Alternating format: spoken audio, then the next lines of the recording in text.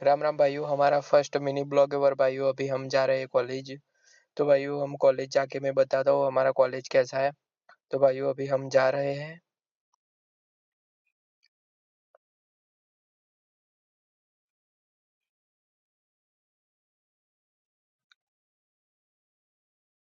तो फाइनली भाइयों अभी हम कॉलेज पे आ गए हैं।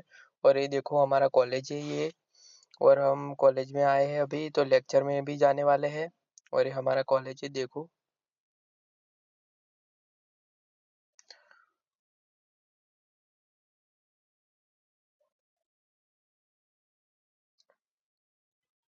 तो फाइनली भाइयों हम कॉलेज से घर की तरफ निकल गए और भाइयों अभी घर पे जाते हैं।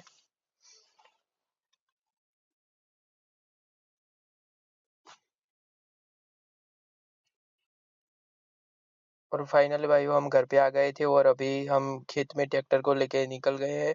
और अभी हम खेत में जाने के बाद वीडियो अच्छा लगा लाइक करना, शेयर करना और सब्सक्राइब करना। मिलते हैं नए वीडियो में भाइयों।